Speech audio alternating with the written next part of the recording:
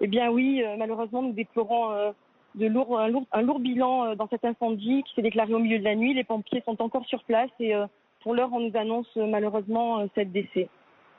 Est-ce que vous avez des informations sur ces victimes? Éric Ciotti, le député des Alpes-Maritimes, parle d'un enfant parmi les victimes. Il semblerait qu'il y ait plusieurs enfants sur une famille entière, mais pour l'instant, on n'a quand même pas d'informations stabilisées. Donc le procureur de la République est sur place, les pompiers. On attend davantage d'informations. Les victimes se trouvaient tous dans cet appartement du 7e Oui, étage? oui, c'est une seule et même famille au dernier étage, en effet.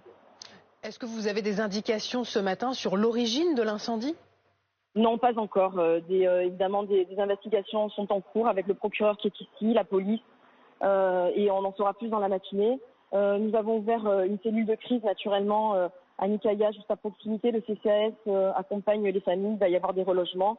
Nous sommes présents, et nous sommes présents depuis le milieu de la nuit aux côtés des habitants. Le feu a pris aux alentours de 2 heures du matin. Il est à présent éteint? Oui, absolument. Est-ce qu'il a gagné d'autres appartements? A priori, non. Mais évidemment, la cage d'escalier pour l'instant est inaccessible pour la totalité des familles, d'où le relogement provisoire.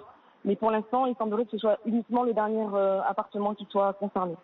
Qu'est-ce que vous pouvez nous dire sur le quartier et sur cet immeuble qui a pris feu donc au 7e étage? Est-ce que c'est un immeuble récent, ancien? C'est un immeuble plutôt ancien, mais qui avait été réhabilité en son temps. De toute façon, toute la cité des Moulins fait l'objet de lourds travaux d'investissement et de rénovation. Elle a été très largement, on va dire, remise aux normes du jour et au goût du jour, notamment dans le cadre de l'ANRU.